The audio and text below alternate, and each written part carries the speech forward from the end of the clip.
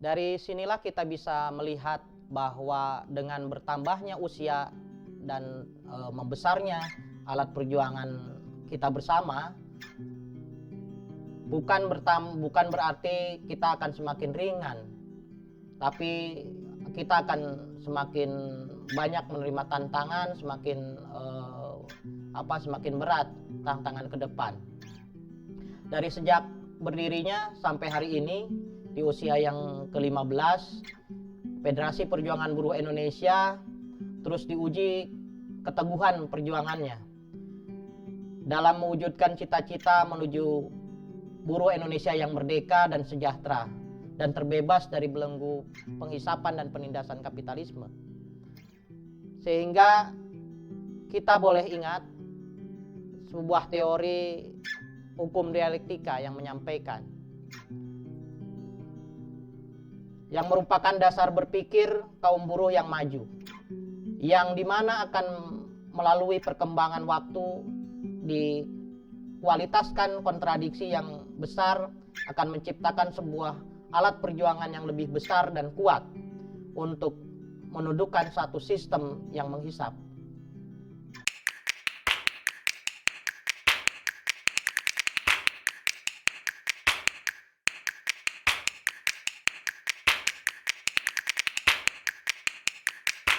Bagaimana proses terbentuknya FPBI menjadi Serikat Buruh Nasional?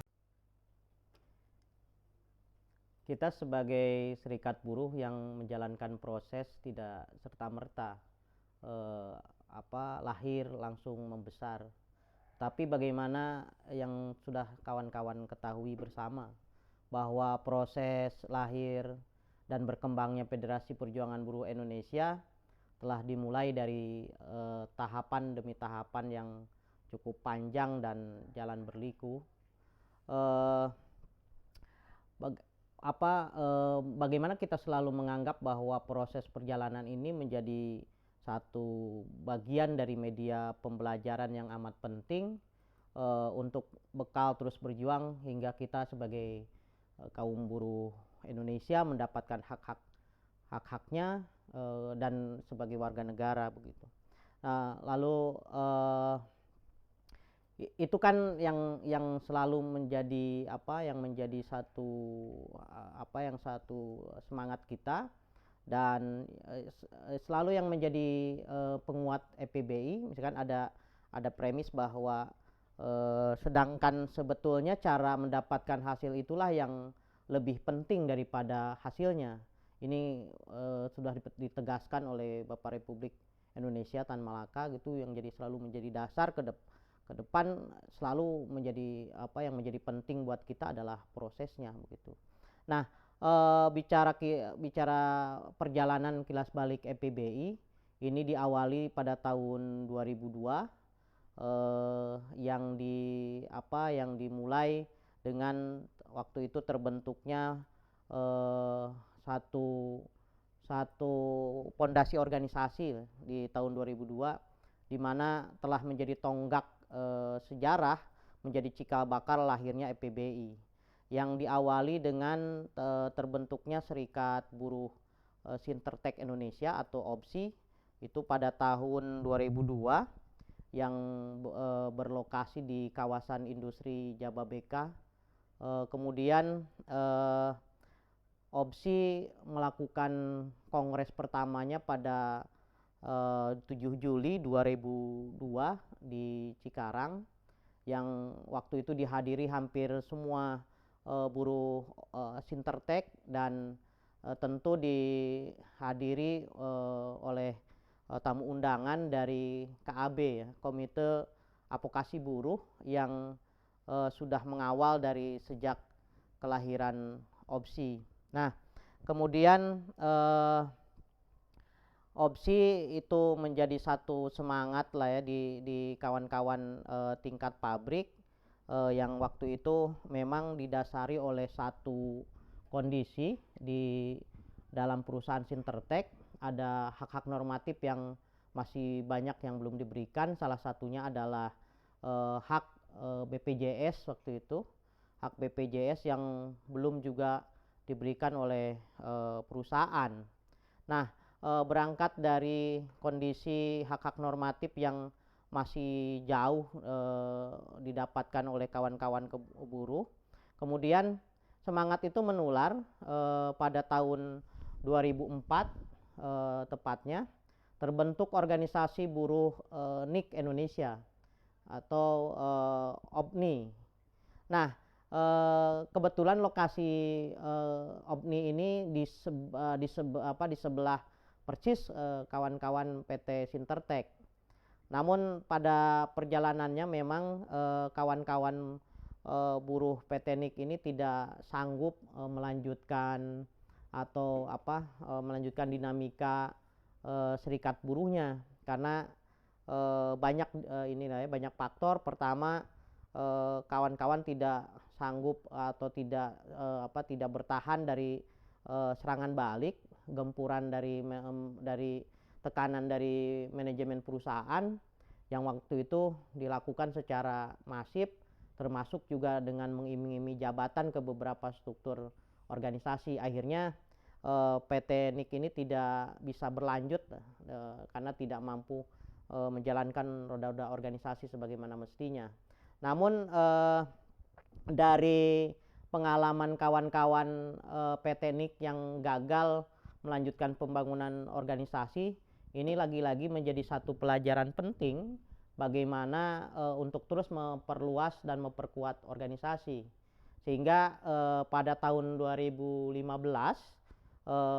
kawan-kawan mendapatkan kontak dan mulai mulai berkomunikasi dengan kawan-kawan buruh di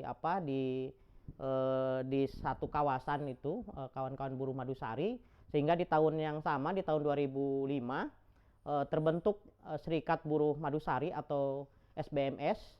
Lalu disusul juga pada tahun yang sama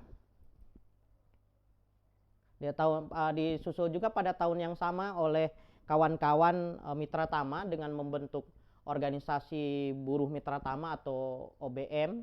Nah, dari tiga serikat tingkat pabrik ini, dari tiga serikat buruh tingkat pabrik ini, kemudian yang bersama-sama lokasinya juga kebetulan dalam satu kawasan di Jababeka 1 di Cikarang, Kabupaten Bekasi. Kemudian memulai proses belajar begitu ya, sering berdiskusi, sering sharing perkembangan perjuangannya secara normatif di dalam pabrik. Nah, sampai muncul satu keinginan untuk terus memperluas dan memperbesar organisasi, karena bagi kawan-kawan ternyata perjuangan di dalam pabrik itu tidaklah cukup. Nah, kawan-kawan buruh di kawasan yang sama masih banyak yang masih yang tertahan lah secara hak-hak normatifnya, sehingga kawan-kawan dari tiga federasi itu mulai berkeinginan untuk membangun satu wadah organisasi yang lebih besar, dan lebih luas, bisa menghimpun kawan-kawan buruh yang lain yang belum berserikat. Jadi mimpi memiliki satu organisasi bertingkat federasi itu sudah dimulai dari tiga serikat tingkat pabrik itu ya. Namun karena terhambat oleh satu prasyarat formal secara hukum, tiga federasi ini tiga serikat buruh tingkat pabrik ini tidak bisa membentuk federasi, sehingga taktik kawan-kawan waktu itu melakukan peluasan dengan melakukan pendiskusian publik, dan akhirnya kawan-kawan bersepakat membentuk satu forum komunikasi buruh Cikarang waktu itu ya, yang disebut dengan FKBC. Nah, dari pendiskusian yang dilakukan oleh FKBC, kemudian kawan-kawan berhasil menjaring satu organisasi yang sudah ada di tingkat pabrik, namanya Serikat Buruh Kiowa Indonesia. Nah, Serikat Buruh Kiowa Indonesia kemudian menjadi anggota dari FKBC, dan FKBC ini kemudian bukan hanya sekedar forum di tingkat Cikarang gitu, forum buruh di lokal di tingkat Cikarang, tapi berhasil juga terlibat dalam dinamika konsolidasi gerakan buruh, termasuk waktu itu ada aliansi cukup besar namanya ABM, yang waktu itu menjadi satu motor penggerak dalam menyikapi satu rencana revisi Undang-Undang Nomor 13 tahun 2003 tentang ketenagakerjaan yang waktu itu dari pihak pemerintah akan mencoba merevisi, dan tentu bukan lebih baik begitu, sehingga FKBC terlibat dalam konsolidasi bersama kawan-kawan ABM dan bersama aliansi-aliansi lain di gerakan buruh, dan terbukti bahwa dengan persatuan dan kekuatan gerakan buruh waktu itu rencana revisi Undang-Undang Nomor 3 tahun 2003, Nomor 13 tahun 2003 itu berhasil digagalkan begitu. Nah, kemudian dari hasil dinamika perjalanan kawan-kawan FKBC, karena banyak terlibat dalam aksi-aksi besar, dalam konsolidasi, kemudian kawan-kawan mendapatkan kontak waktu itu dari kawan-kawan buruh CP Jaya Abadi yang ada di wilayah Jakarta. Nah, ini menjadi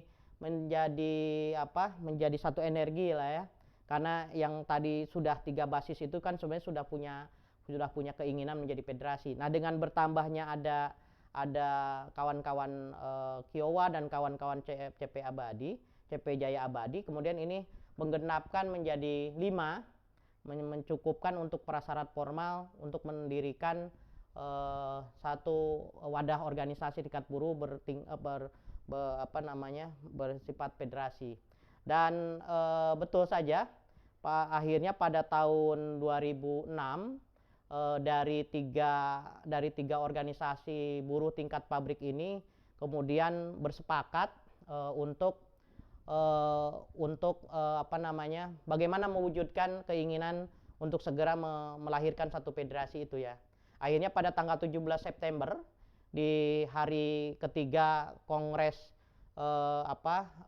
di hari ketiga, kemudian kawan-kawan FKBC bersepakat secara demokratis merubah FKBC menjadi Federasi Perjuangan Buruh Jabodetabek atau yang kita kenal dengan FPBJ. Di waktu itu dilaksanakan di loji Karawang, Jawa Barat begitu selama beberapa hari, dan tadi 5 organisasi buruh tingkat pabrik, ada PTP, PBJ Sintertek, ada PTP, PBJ Mitra Tama, ada PTP, PBJ Madusari, ada PTP, PBJ Kiowa, dan ada PTP, PBJ CP Jaya Abadi.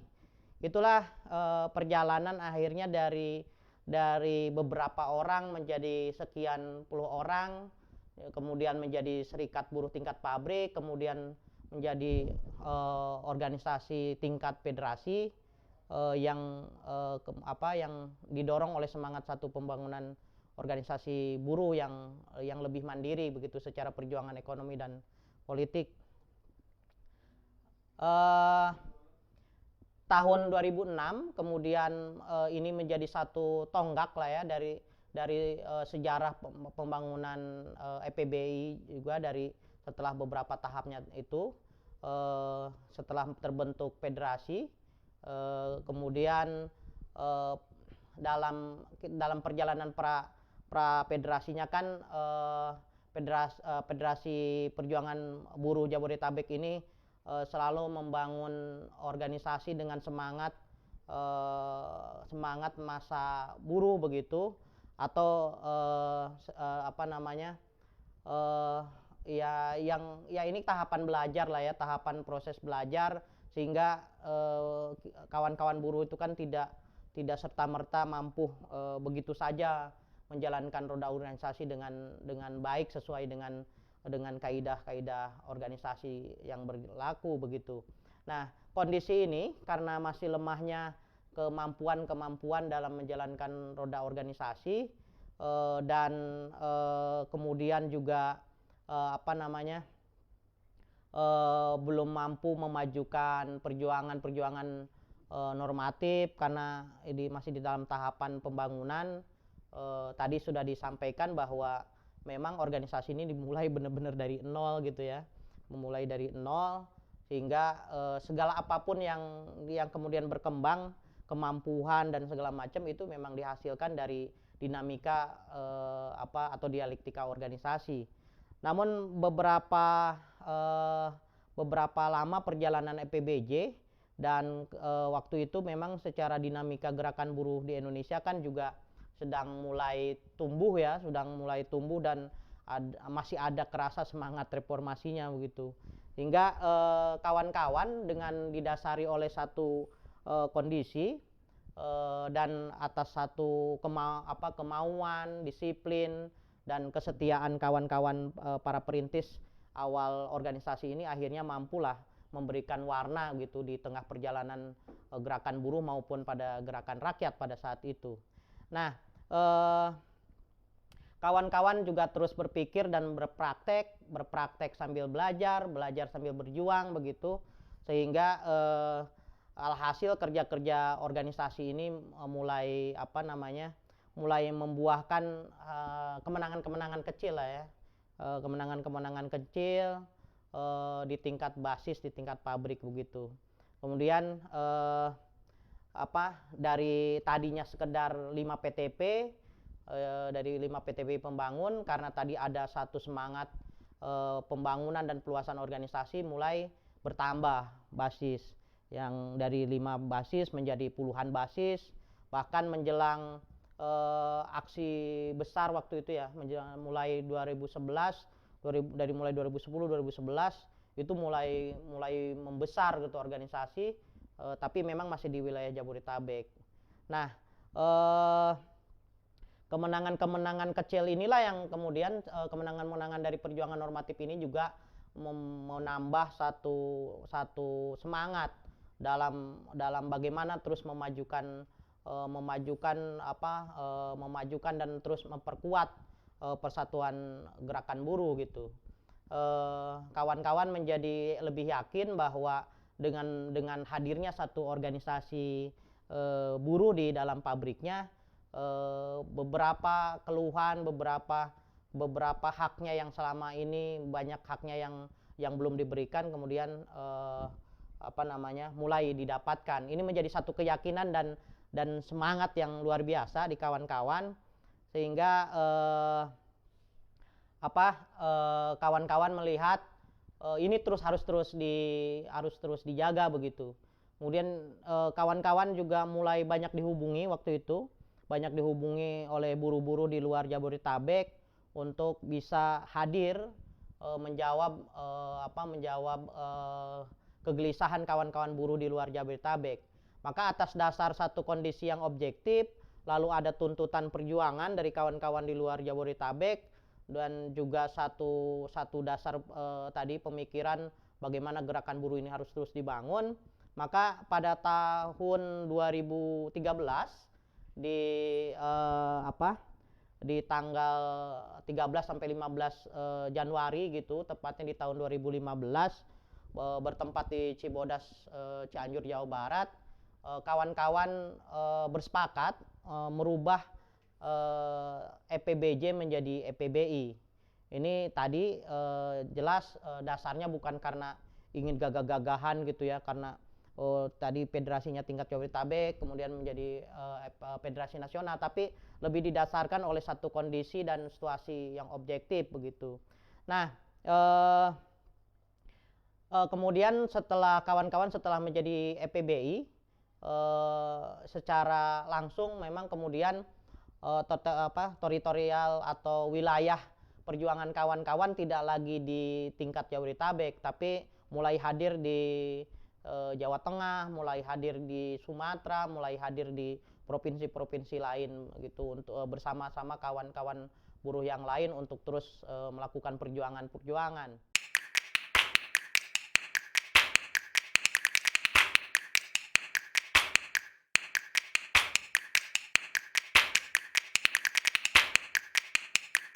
Apa latar belakang FEBI dalam membangun konfederasi alternatif? Mengingat juga kekuatan federasi belum dianggap cukup kuat dalam menghadapi apa menghadapi lawan begitu, karena arus modal juga terus makin besar masuk ke Indonesia, sehingga butuh satu kekuatan yang cukup kuat untuk menggempur kekuatan lawan dan membentuk satu benteng pertahanan bagi organisasi, sehingga tadi dibutuhkan satu kekuatan dan persatuan yang lebih luas, lebih besar lagi pada sektor buruh, yang tentu yang terpimpin, yang memiliki program jangka panjang begitu dan sistematis. Nah, atas dasar berangkat dari kebutuhan tersebut, kemudian FPBI selalu berpikir dan berikhtiar memajukan satu taktik pembangunan persatuan. Pada tahun 2015 FPBI melalui proposal persatuan mencoba menawarkan kepada kawan-kawan federasi lain, kepada organisasi buruh lain terkait satu gagasan konfederasi alternatif begitu. Nah, satu gagasan konfederasi alternatif ini tadi didasari oleh banyak hal tentang kondisi situasi perburuhan ya, khususnya adalah pada organisasi-organisasi buruh progresif ini kan ya kecil-kecil tapi tersebar banyak begitu, sehingga ini butuh segera disatukan menjadi satu kekuatan yang lebih besar gitu. Nah, maka tepat pada 2 September pada tahun 2016 yang berangkat dari satu gagasan, menawarkan satu gagasan konfederasi alternatif itu membuahkan hasil di 2 September 2016 Kongres pertama Konfederasi Persatuan yang bernama Konfederasi Persatuan Buruh Indonesia atau KPBI berhasil diwujudkan, sehingga hampir 6 tahun lebih ya, hampir mau 6 tahun ini konfederasi KPBI sudah berjalan, walaupun dengan segala dinamika kurang dan lebihnya begitu.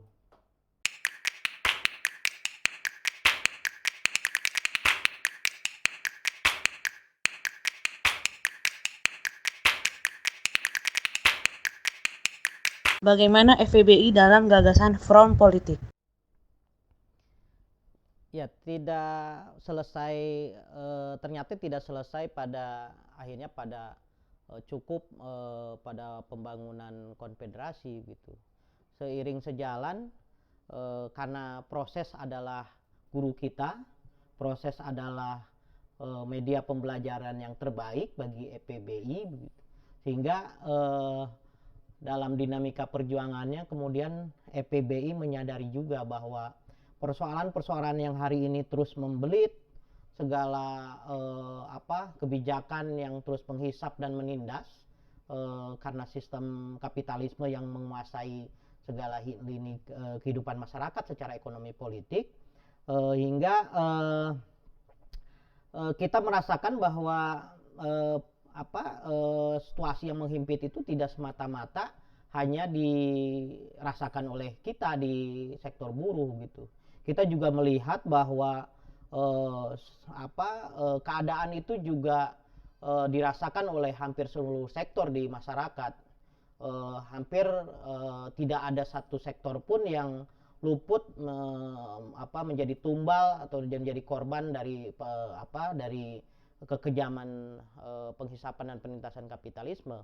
Nah, berangkat dari kondisi itu pula kemudian FPBI menyadari dan menyadari sepenuhnya dan memiliki satu pemikiran bagaimana ke depan harus memiliki satu kekuatan persatuan maupun satu persatuan maupun organisasi yang bisa menghimpun semua sektor begitu. Karena tadi penindasan dan pengisapan yang tidak hanya dirasakan oleh kaum buruh gitu, sehingga ya alat ini juga harus bisa mengakomodir dari keseluruhan perjuangan rakyat. Maka kemudian EPBI menganggap bahwa persatuan yang harus dibangun ini menjadi tembok yang cukup tebal gitu, akar sekali selain sebagai benteng pertahanan dari gempuran lawan, juga sebagai satu alat persatuan yang diletakkan secara jangka panjang. Tentu harus sistematis dan bisa dipertanggungjawabkan secara program. Nah, bahwa konsep atau gagasan pembangunan persatuan yang menghimpun seluruh sektor ini dimuarakan sebenarnya pada bagaimana kita membuat satu persatuan ataupun penyatuan dalam langgam gerak perjuangan yang didasari oleh satu kesadaran ekonomi politik begitu. Karena kita menyadari bahwa perjuangan ekonomi dan politik ini sesuatu yang tidak boleh terpisahkan gitu. Nah, atas dasar itu kemudian EPBI terus berupaya bagaimana mendorong satu pengkualitasan maupun mendorong satu kualitas kemajuan dari KPR. KPR ini kan sebenarnya sudah cukup tidak bisa dipisahkan gitu, sudah cukup lama secara historis, tidak bisa dipisahkan dari perjalanan EPBI. Tapi KPR yang baru ada itu kan adalah aliansi taktis begitu, aliansi aksi. Nah, hingga kita mendorong bahwa pengkualitasan KPR ini menjadi front politik begitu. Front politik yang akan mengikat satu kesatuan gerak dalam membangun satu kemandirian perjuangan ekonomi politik, sehingga pada tahun 2018 yang lalu atas dorongan EPBI salah satunya bersama kawan-kawan gerakan mahasiswa, ada kawan-kawan gerakan miskin kota, ada kawan-kawan organisasi masyarakat desa dan sebagainya. Kalau di buruh itu ada SPKAJ juga selain EPBI, berhasil mendorong pengkualitasan itu dari KPR sebagai aliansi aksi menjadi front politik ya. Dan tepat pada tahun 2018 ya di Mataram NTB kita melakukan kongres pertama membangun KPR menjadi satu front politik.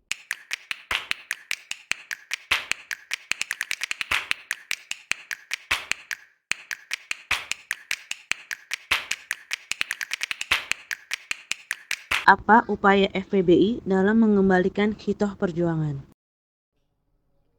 Tumbuh berkembang, bangkit dan terus melawan menjadi satu semangat yang selalu kita tunjukkan dalam menjalankan roda-roda organisasi. Dan kini setiap tanggal 17 setiap tahun sekali EPBI selalu memperingati perjalanannya gitu sebagai titik tolak tadi, atau kita sebut harlah hari lahir alat perjuangan kita di Federasi Perjuangan Buruh Indonesia yang pada tahun ini genap usianya 15 tahun dan kita akan terus berupaya dengan bertekad bagaimana alat perjuangan ini untuk terus kita majukan secara kualitas maupun kapasitasnya, sehingga terus akan menjadi alat perjuangan bersama. Nah, perjalanan organisasi memang bukan semata-mata sebuah historis ya bagi kita, tapi bolehlah kita bernostalgia, cerita suka dan duka, tapi kilas balik ini harus didasari oleh semangat bahwa kita harus dapat merefleksikan nostalgia menjadi sebuah semangat baru untuk dapat kita petik contoh yang ada di contoh memetik contoh bahwa di waktu-waktu yang lalu kita banyak kemenangan juga banyak kekalahan sehingga apa yang bisa kita contoh begitu. Hal-hal yang sebelumnya masih dianggap kurang ya itu harus kita perbaiki ke depan. Tapi apa yang sudah dianggap cukup dan itu harus terus kita majukan. Sehingga saya kira karena kita tadi meletakkan proses itu adalah sebuah pembelajaran gitu ya, media pembelajaran penting, sehingga ya mau kalah mau menang semuanya bisa menjadi pembelajaran baik buat kita. Hal-hal kesalahan yang lalu ya bagaimana supaya tidak terulang di hari ini gitu. Hal-hal yang sudah cukup maju ya itu harus terus kita jaga, bahkan harus kita tingkatkan lagi kapasitasnya. Nah, kita juga bisa melihat bagaimana sejarah proses pembangunan organisasi tidaklah semudah gitu membalikkan telapak tangan dengan bim salah bim lalu organisasi menjadi besar dan kuat. Tapi organisasi EPBI dari sejak tahun 2002 tadi aku sampaikan sampai dengan tahun 2006 di fase awal merintis pembangunan organisasi ya, dari 1 orang kemudian menjadi beberapa orang kemudian menjadi organisasi di tingkat pabrik, kemudian dari organisasi di tingkat pabrik tadi kemudian berkembang menjadi semangat perjuangan untuk membebaskan kawan-kawannya di kiri kanan begitu, kemudian ya berjalan akhirnya menjadi federasi, kemudian menjadi federasi nasional dan sebagainya. Sehingga itu banyak menjadi hal-hal yang di satu sisi itu bisa menjadi semangat begitu, tapi juga misalkan kegagalan kita dalam mengorganisasi ketika membangun organisasi tingkat pabrik yang tadi sebutkan, misalkan di salah satu basis di Percis di samping Sintertek gitu, itu gagal. Tapi kemudian dari kegagalan itulah memang kawan-kawan banyak belajar gitu, bahwa kekurangan dan kelebihan dalam proses pengorganisasian itu ya itu yang menjadi akhirnya EPBI masih bertahan sampai hari ini gitu. Nah, kita juga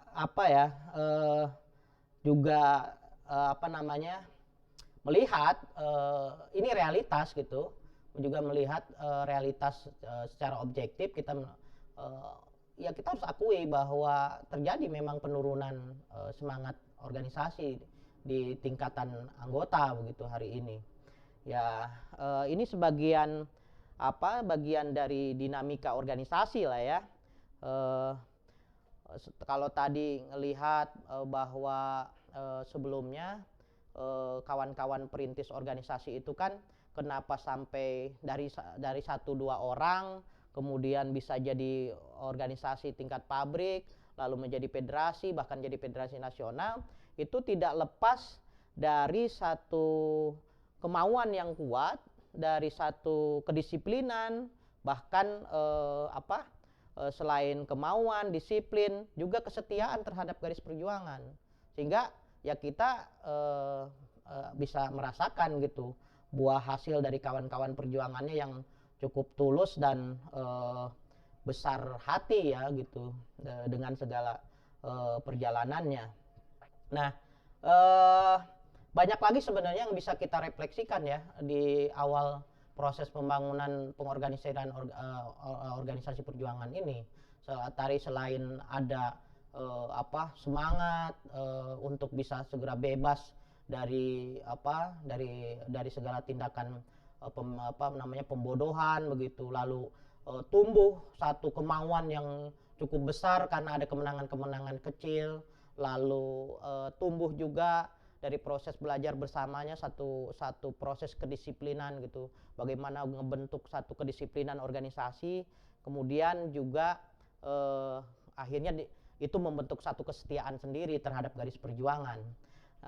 Itulah yang sampai hari ini bisa menjadi satu perjalanan utuh dalam bagaimana menjadi juga bekal untuk kita untuk bisa terus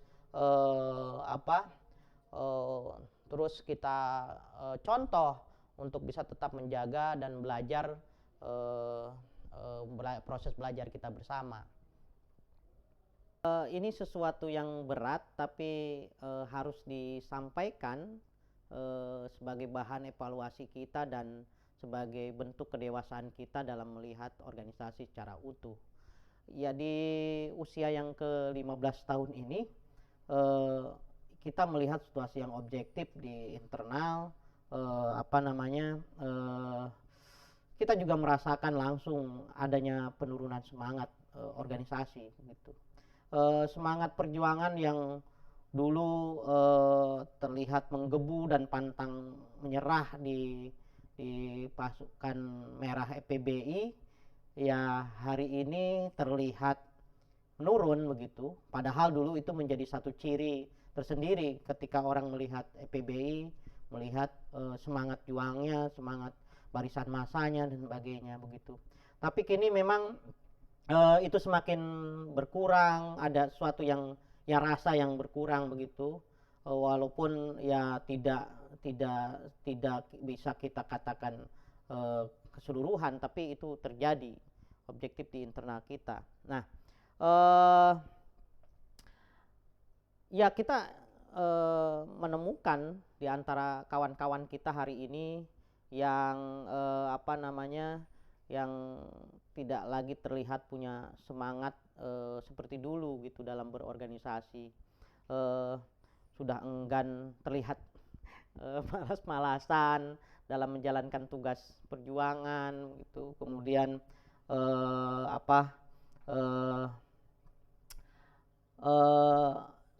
seolah organisasi hari ini berbeda begitu. Lalu kadang-kadang kawan-kawan selalu mengatakan bahwa ya perjuangan ini ya gini-gini aja gitu, lelah lah gitu ya, karena mungkin dianggap perjuangan selalu ya kekalahan demi kekalahan, sehingga itu yang membuat kondisi kawan-kawan merasa lelah karena tidak terlalu banyak melihat proses gitu, dari proses-proses kecil, padahal itu kan kemenangan gitu.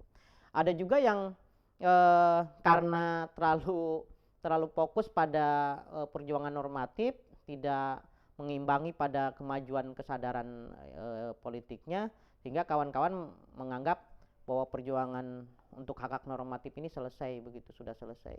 Nah, di lain sisi kawan-kawan juga tadi ada yang melihat atau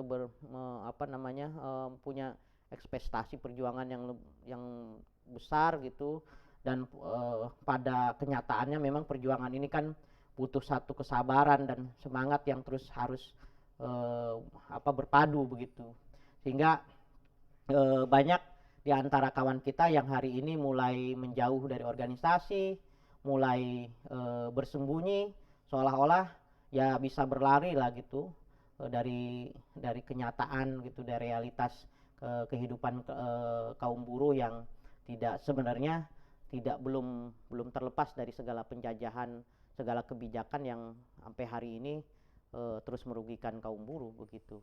Nah, kita memahami bahwa kesadaran atau perubahan kesadaran itu ada karena tadilah banyak dinamika ya di internal.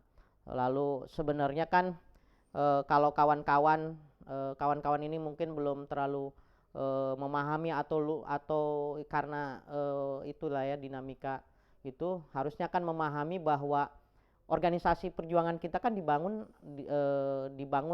dengan pondasi api semangat begitu, dan kita selalu belajar dari kegagalan sebelumnya, kemudian kita bisa gunakan pengalaman itu untuk membangun organisasi ke depan yang lebih baik. Nah, selain itu juga kan kemunduran organisasi ini juga diakibatkan adanya satu sikap di antara kita semua yang memandang bahwa jalannya organisasi ini hanyalah satu rutinitas, rutinitas biasa gitu yang tidak berkorelasi terhadap semua kehidupan dia secara pribadi maupun secara masyarakat begitu.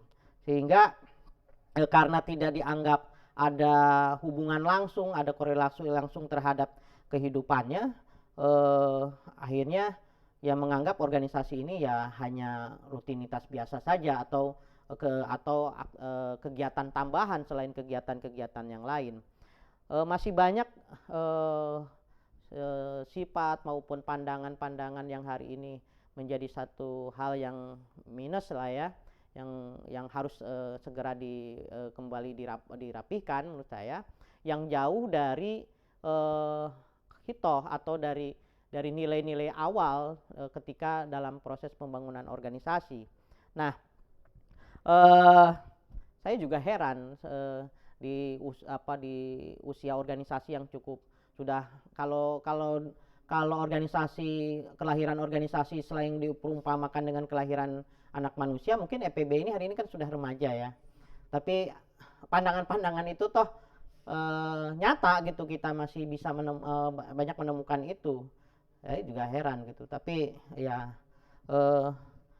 kenapa ya? Karena kan di awal kita bergabung masuk ke dalam organisasi sebenarnya kita sudah meyakini kan gitu, meyakini bahwa organisasi sebagai pekakas perjuangan kita, sebagai benteng pertahanan kita, kita yakin ini akan bisa menghantarkan kita untuk merubah nasib gitu, untuk merubah nasib untuk bisa lebih baik begitu. Sehingga ya mudah-mudahan aja ini bukan menjadi satu kesimpulan akhir bahwa kawan-kawan yang hari ini memandang ya organisasi hanya sebagai rutinitas biasa gitu, yang tidak ada kaitannya dengan kehidupan kawan-kawan secara buruh, secara pribadi maupun masyarakat, juga yang meletakkan bahwa organisasi ini ya hanya untuk menjawab kepentingan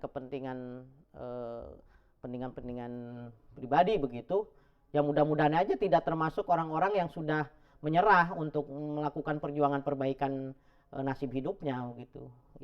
Itulah saya berharap itu sehingga bukan kesimpulan akhir lah ya, bahwa mungkin ini adalah suatu yang harus kita hadapi secara objektif dan bisa kembali ke hitoh organisasi yang tadi disampaikan. Nah, itu kawan-kawan, tadi saya sampaikan dari mulai perjalanan pembangunan hingga kondisi hari ini.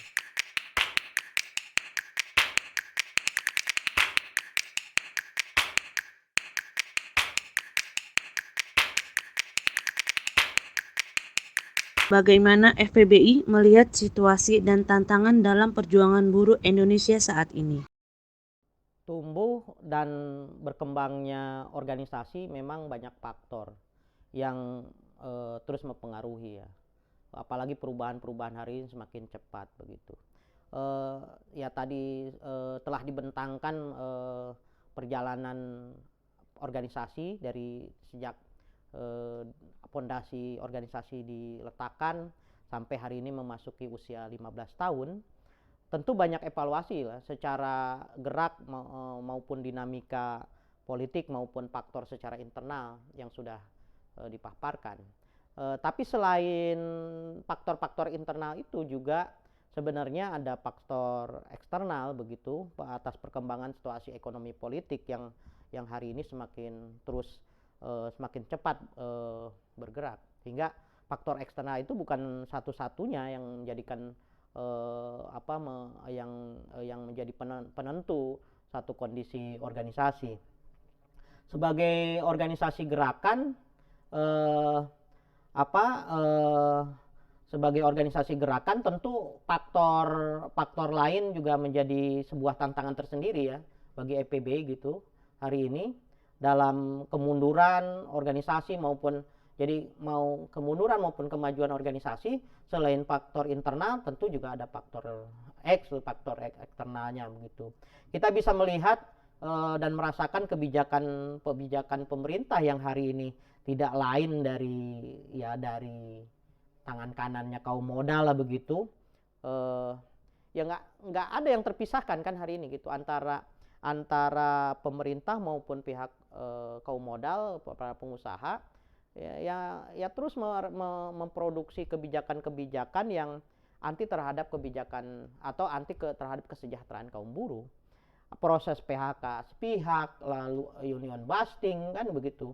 Itu kan satu bentuk sebenarnya bagaimana menyudutkan atau mendorong buruh atau organisasi buruh ke ruang yang paling gelap dari demokrasi.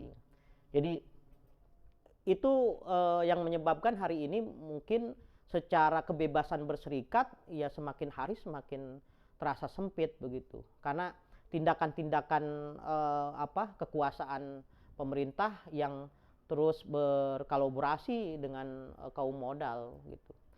Belum lagi ya selain kebijakan tadi lah, selain ada tindakan PHK sepihak, ada praktek masih praktek union busting sebenarnya itu praktek pembodohan begitu yang masih hari ini di Indonesia masih terus berlaku. Bahkan hari ini bukan hanya kontrak outsourcing gitu, bukan hanya kebijakan yang menghilangkan kepastian jaminan hidup itu kan semestinya kan sudah diatur gitu, tinggal dilaksanakan. Tapi hari ini kan praktek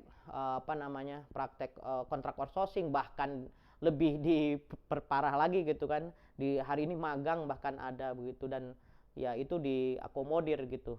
Keinginan pengusaha itu diakomodir oleh pemerintah.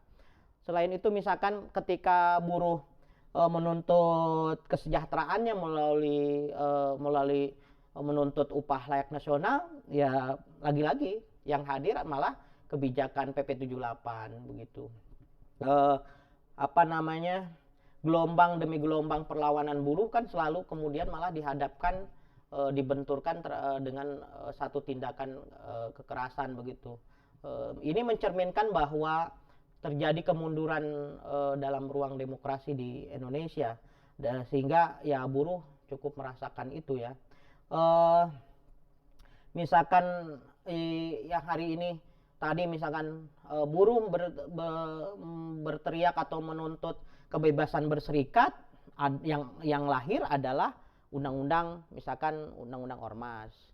Terus tadi segala macam tindakan di pabriknya itu kan juga mempersempit dan memojokkan buruh pada ruang gelap demokrasi.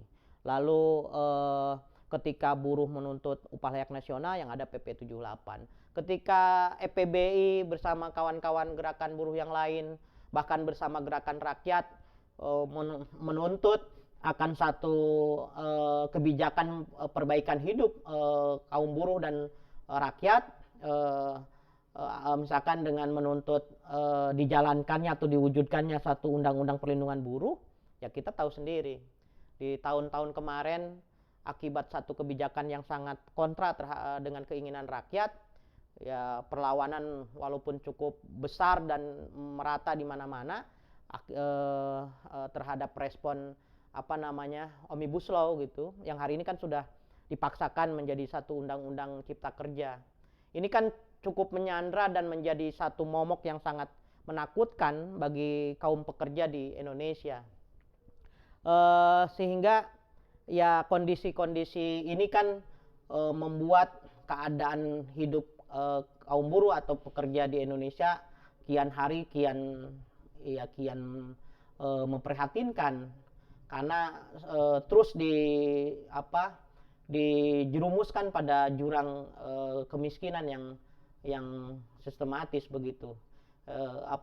Kebijakan-kebijakan ini memang dilakukan sepertinya secara terencana gitu, sistematis bahkan terstruktur, sehingga ya nggak heran harinya misalkan undang-undang ya Omnibus Law menjadi undang-undang cipta kerja tetap dipaksakan menjadi satu regulasi yang yang kita lihat ya yang menjadi kado manis untuk kaum modal begitu. Belum lagi mungkin ya ini bukan hanya buruh ya, tapi kaum buruh di situasi bencana kesehatan COVID-19 juga adalah satu sektor yang paling merasakan ketidakadilan begitu, merasakan ketidakadilan di tengah situasi pandemik. Kenapa? Misalkan gini, kebijakan pemerintah di tengah situasi pandemi, waktu itu di awal-awal kan banyak yang mengalihkan kerja di rumah gitu ya, bekerja dari rumah, bahkan diliburkan, bahkan banyak lah gitu ya kebijakan-kebijakan protek terhadap masyarakat lain. Tapi buruh di tengah situasi pandemik yang sangat mengancam terhadap kesehatan bahkan keselamatannya, ya dia tidak pernah mendapatkan perlindungan. Dia tetap harus bergurumul, dia tetap harus bekerja, dia tetap harus menggerakkan roda produksi di pabrik-pabrik. Tapi di sisi lain, di tengah situasi yang tadi disampaikan, juga terjadi memanfaatkan situasi itu. PHK tetap terjadi setengah pandemi, bahkan ya di beberapa basis EPBI di tengah puncak COVID di gelombang pertama, misalkan di PT Jiscas juga terus terjadi PHK. Terus hari ini juga di tengah gelombang kedua juga masih ada terjadi PHK, pengurangan upah, lalu tidak dibayarkannya THR dan sebagainya lah ya, sampai puncaknya ya hampir semua hak-hak dasar buruh juga di tengah pandemi juga dirampas begitu. Itu kondisi-kondisi kondisi eksternal yang juga mau nggak mau juga sangat mempengaruhi terhadap maju dan berkembangnya atau kuat dan lemahnya organisasi hari ini begitu. Sehingga ya kemunduran semangat organisasi di hari ini yang ada di EPB juga salah satunya disumbang oleh kondisi itu begitu. Nah, kita memang harus kembali memahami terhadap hitoh organisasi hari ini, di mana dalam proses awal pembangunan organisasi telah menunjukkan bahwa perjuangan itu memang menuntut kerelaan dan kerelaan berkorban yang sangat besar gitu ya. Tanpa ada semangat atau ada kerelaan untuk berkorban dan semangat yang membaja, saya kira kita akan sangat mudah menyerah gitu dalam menjalankan perjuangan ini. Kesadaran semacam ini sebenarnya yang sangat dibutuhkan organisasi untuk terus untuk terus bisa menjalankan atau untuk terus bisa mempertahankan perjuangan ini. Jadi di tengah situasi yang berkembang hari ini, di tengah situasi internal maupun situasi gempuran situasi eksternal, ya semangat rela berkorban, semangat pantang menyerah yang membaja itu sangat dibutuhkan sekali lagi. Tanpa ada semangat itu, saya kira kita akan menghadapi situasi-situasi yang lebih sulit begitu. Ini yang akan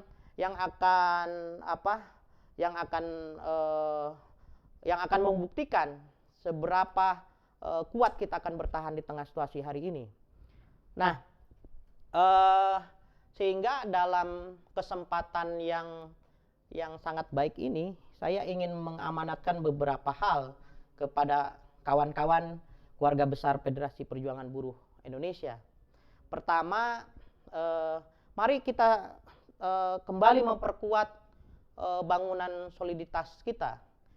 Kenapa? Karena soliditas atau kesolidan di antar seluruh lapisan organisasi ini sangat dibutuhkan kawan-kawan. Tanpa kesolidan, tanpa ikatan yang utuh di antara semua lapisan organisasi, kita akan merasakan perjuangan ini amat berat begitu. Tapi dengan kesolidan, dengan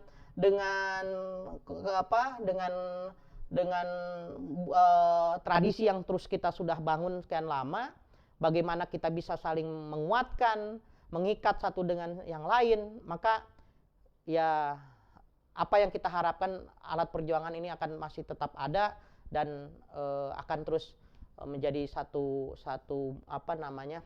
sekolah bersama sebagai benteng pertahanan kita masih bisa kita harapkan begitu. Kedua adalah solidaritas. Solidaritas ini kan satu sikap yang harus selalu membuat kita sebagai bagian dari organisasi secara utuh, bagaimana mewujudkan kerja-kerja kolektif. Di organisasi itu kan sebenarnya tidak, di organisasi EPBI tidak ada yang membedakan satu dengan yang lainnya.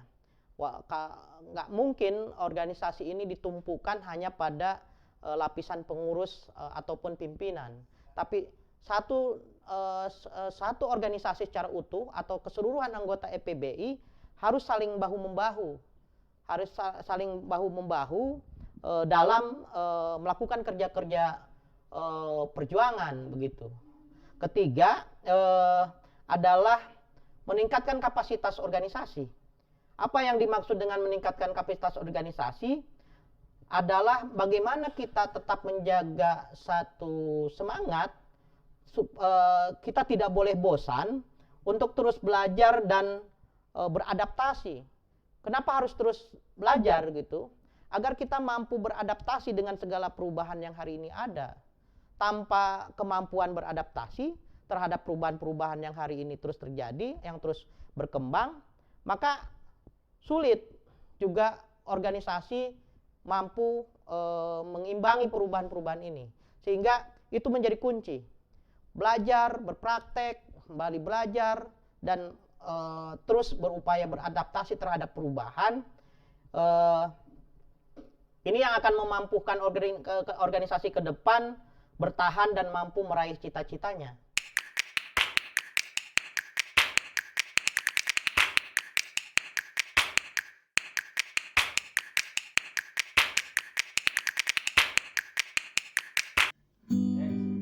Kepada kawan-kawan seperjuangan, keluarga besar Federasi Perjuangan Buruh Indonesia, dimanapun berada, semoga sehat walafiat, diberikan kekuatan dan senantiasa selalu ada dalam lindungan Tuhan Yang Maha Esa.